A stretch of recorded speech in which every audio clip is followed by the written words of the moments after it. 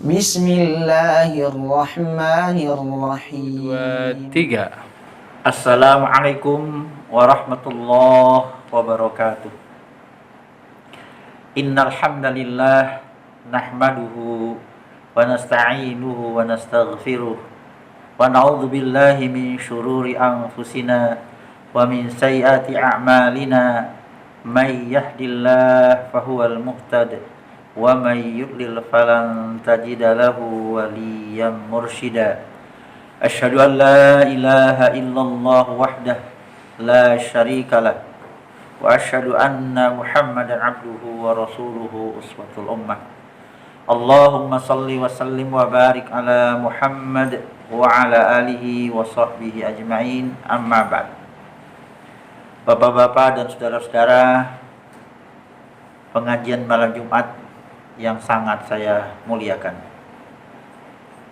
mari kita bersyukur kepada Allah Subhanahu wa taala, karena Allah Subhanahu wa taala terus menerus tidak pernah bosan, tidak pernah henti-hentinya, tidak pernah jemu, terus menerus melimpahkan karunia, nikmat, rezekinya kepada kita semua.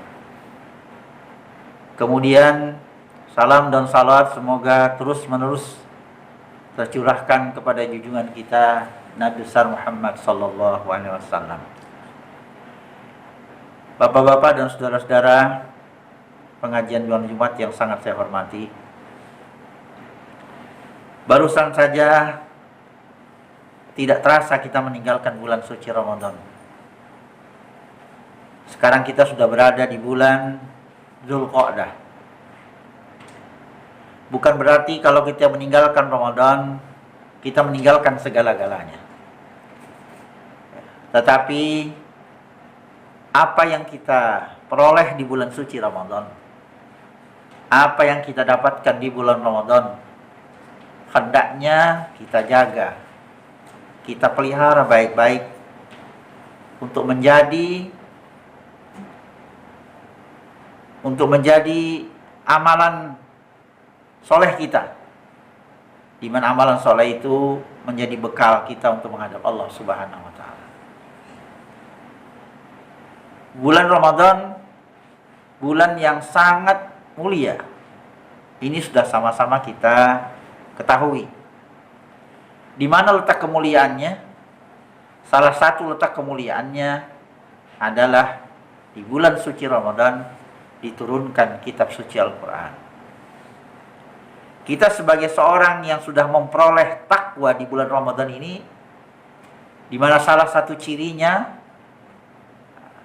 orang-orang yang bertakwa itu adalah orang-orang yang betul-betul yakin, seyakin-yakinnya, tanpa ada sedikit pun keraguan-raguan di dalam hatinya untuk percaya kepada Al-Quranul Karim sebagai wahyu Allah Subhanahu wa taala. Dan memang Allah memilih bulan Ramadan itu untuk menurunkan Quran. Pertanyaan sekarang, kenapa Allah bikin Quran? Ya, kenapa Allah bikin kitab sucinya? Ya, karena Allah, pertama jawabannya, karena Allah itu sesungguhnya sangat sayang kepada kita semua. Coba kita perhatikan dalam surah Ar-Rahman, Allah berfirman, Ar-Rahman 'allamal Quran. Maha pengasih Allah, maha penyayang Allah, karena dia mengajarkan Quran kepada kita. Dan kalau kita perhatikan semua surah-surah di dalam Al-Quran, ya, dimulai dengan kalimat Bismillahirrahmanirrahim. Ya. Ini artinya apa? Artinya semua larangan atau perintah yang ada dalam tiap-tiap surah itu, anjuran, berita, dan lain-lain sebagainya, berita atau cerita yang ada di dalam surah itu dibuat oleh Allah Subhanahu wa taala sebagai petunjuk, karena Allah Subhanahu wa taala sangat menyayangi kita sebagai manusia. Kalau ini tertanam baik-baik dalam hati manusia, maka tidak ada perintah dan larangan, anjur dan apa saja yang ada dalam Al-Quran itu untuk ditolaknya. Ya. malah itu menjadi nyanyian batinnya insya Allah. Ya. Dengan baca Quran saja hati kita jadi sejuk, hati kita jadi nyaman, hati kita jadi lega, hati kita jadi bahagia. Subhanallah. Ya. Karena itu kalamullah. Ya. Dibuat oleh Allah yang menciptakan alam ini, yang menciptakan langit dan bumi, yang menciptakan semua makhluk-makhluknya. Luar biasa ini. Ya. Kita kadang-kadang melupakan. Kita kadang-kadang lebih kagum dengan ciptaan-ciptaan manusia, karangan-karangan manusia. Ya.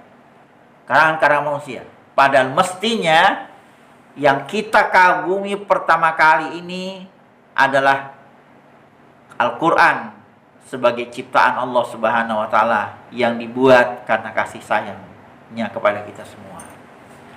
Subhanallah.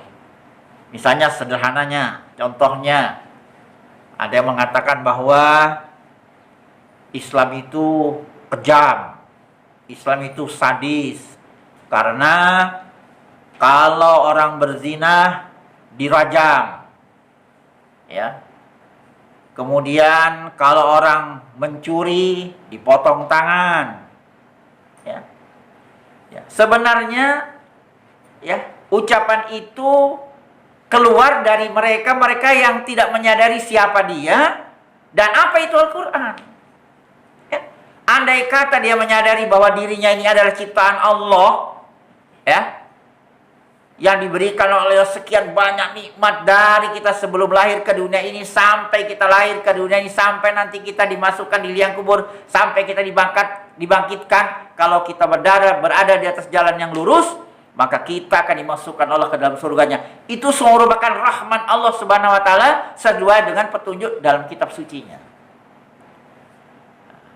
Jadi kalau mereka menyadari hakikat dirinya dan kemudian merasakan bahwa Quran ini buat karena sayangnya Allah Subhanahu wa Ta'ala, ya, karena sayang Allah Subhanahu wa Ta'ala, maka tidak akan ada keluar kalimat-kalimat yang, ya, yang kurang etis kita sebagai manusia untuk mengatakan bahwa ajaran Islam itu dengan ajarannya sangat sadis, sangat kejam, karena kalau berzina dirajam, karena kalau mencuri potong tangan. Karena mereka tidak paham. Ya, karena mereka tidak paham. Ya.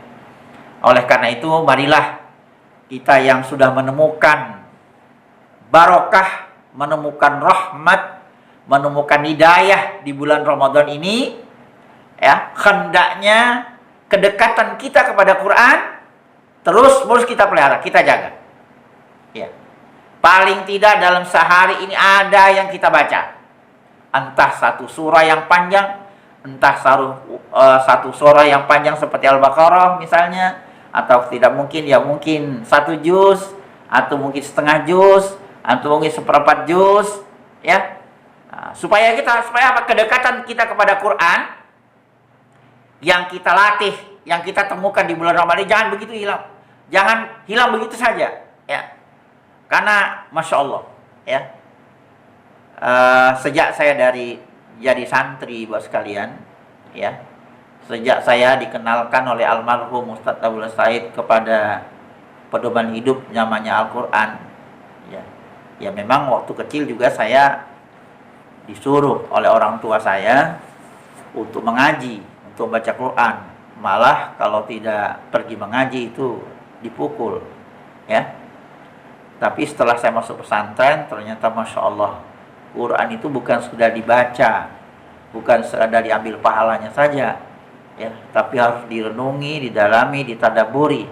Subhanallah, pertama kali sekalian saya tahun 73 itu di Gunung Sari, itu setiap hari Ahad mulai jam 7 pagi, ya, kita suruh kumpul sama beliau, dan beliau sebelum jam 7 itu sudah ada di depan, duduk di atas, di depan mejanya untuk berikan ceramah. Itu dia sudah siap sebelum jam 7 itu, ya, begitu kita datang semua kumpul 2-3 orang sampai 5, kemudian sudah pas jam 7 beliau langsung salam.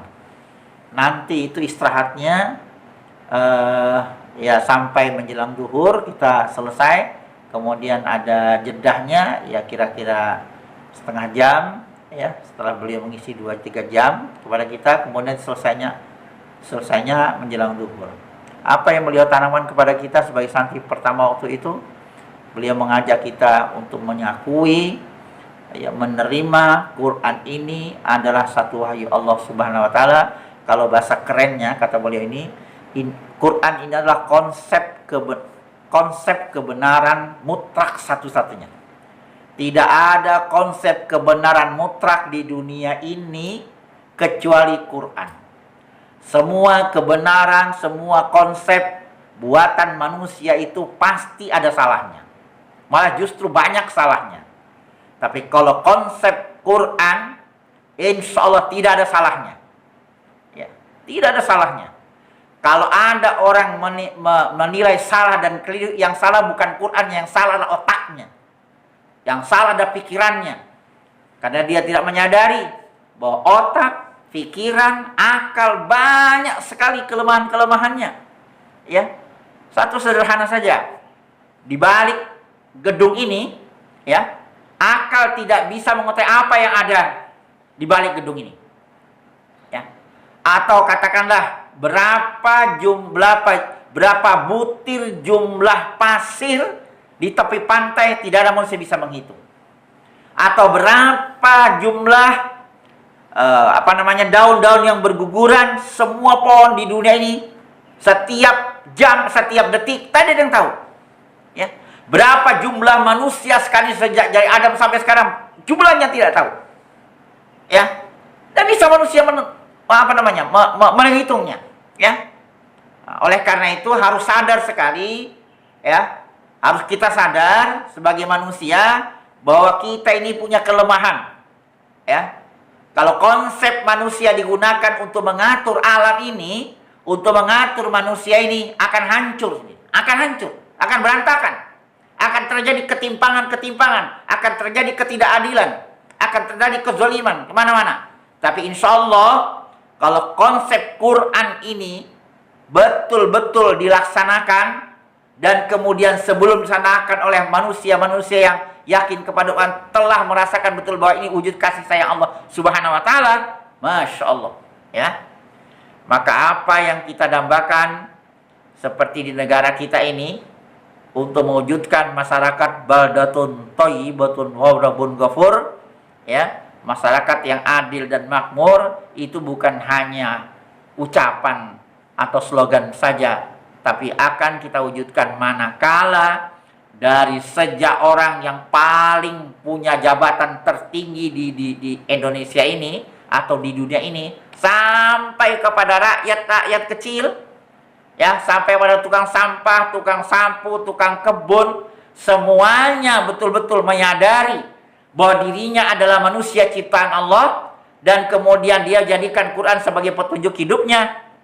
Insya Allah, ya, akan terwujudlah apa yang dikatakan Allah dalam Al-Quran, walau anna ahlal qura amanu wattaqau lafatahna alaihim barakatim minas sama'i wal ard. Kalaulah sekiranya penduduk satu negeri itu, yang paling kecil ya kampung, desa, ya, betul-betul beriman dan bertakwa kepada Allah, ya, salah satu ciri daripada iman dan bertakwa menjadikan Quran sebagai konsep kebenaran mutlak satu-satunya ini untuk menjadi pedoman dan petunjuk hidupnya di dunia menuju akhirat yang abadi. Maka insya Allah mengatakan, ya, la fatahna alaihim barakat minas sama'i wal ard. La fatahna, sungguh kami akan bukakan, kata Allah. Kalimat lam ini kalau kata ahli-ahli yang bahasa Arab, ini nyata menunjukkan kepastian, ya. Karena taukidnya di sana. Pasti Allah akan bukakan barokah dari langit dan dari bumi. Ya. Dan barokah itu bukan sekedar menjadikan kita untuk bahagia di dunia, tapi bahagia sampai di akhirat. Ya, sampai di akhirat.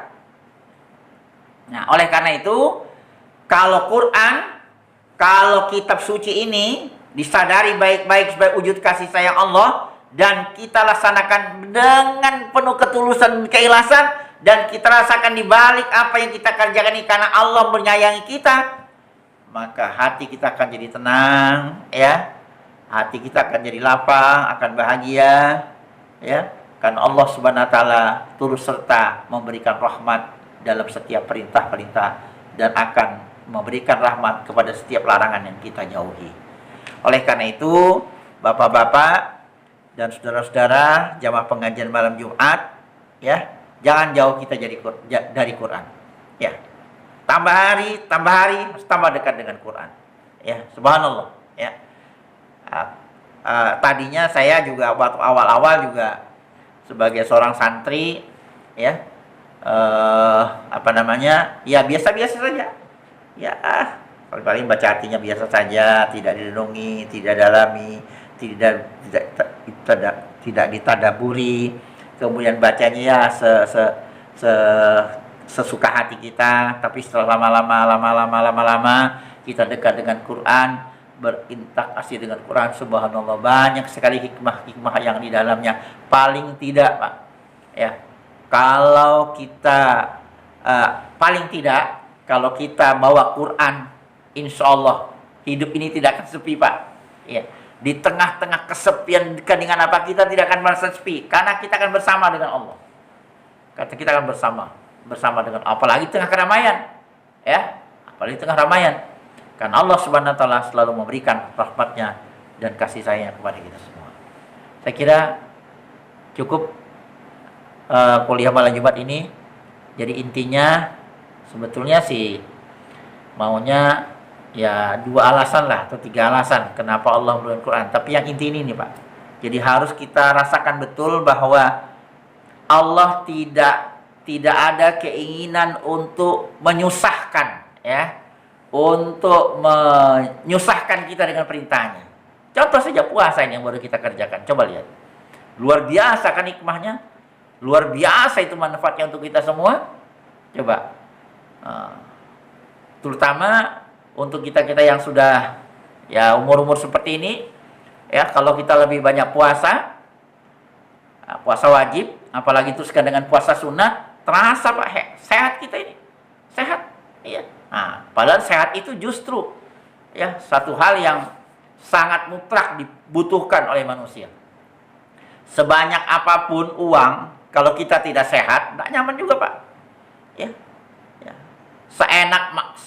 Seenak-enak makanan, selezat-lezat makanan apa saja, kalau kita tidak sehat, tidak enak juga. Tapi kalau kita sehat, makanan juga lezat, wah, masya Allah, ya.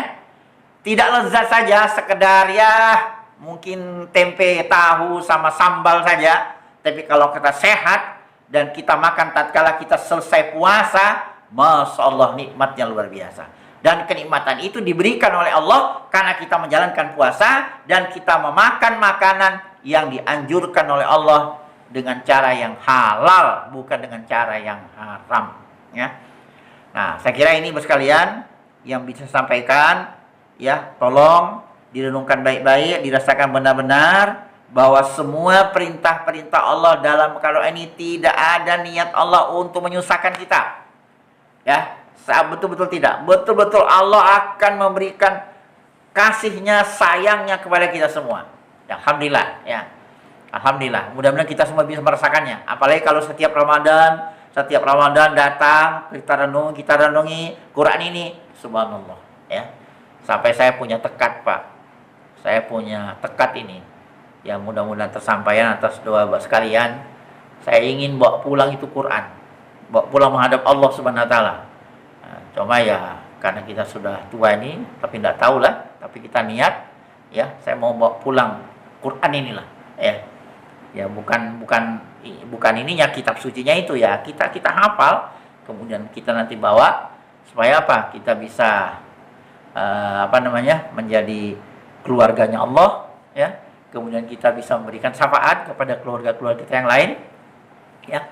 Kalau misalnya bapak-bapak mungkin belum bisa, ya suruhlah anaknya. Kalau anaknya belum bisa, ya suruhlah cucu-cucunya, ya. Kalau suruhan bapak itu, perintah bapak itu dilaksanakan oleh anak, kemudian teruskan kepada cucunya yang hafal, insya Allah Bapak juga dapat barokahnya. Karena Quran itu betul-betul memberikan barokah dunia akhirat kepada kita semua. Cukup ya sekalian pengajian kita malam Jumat ini. Mudah-mudahan ada manfaatnya. Sekali lagi, rasakan betul Pak bahwa Quran dibuat Allah dengan seluruh perintah dan larangannya itu karena kasih sayang Allah kepada kita semua. Jadi siapa saja yang melaksanakan Quran sebenarnya orang yang mau dikasihi, mau disayangi Allah. Berarti sebaliknya, kalau ada orang yang tidak percaya Quran, ya, kemudian apalagi menentang Quran, apalagi tidak mau melaksanakan Quran, padahal dia tinggal di buminya Allah, kemudian dia hidup bersama nikmat karunia Allah, lantas dia menentang, lantas dia membenci, lantas dia tidak mau, berarti dia tidak mau disayangi Allah Subhanahu wa taala. Masya Allah, Pak. Jangankan sayang Allah, Pak ya.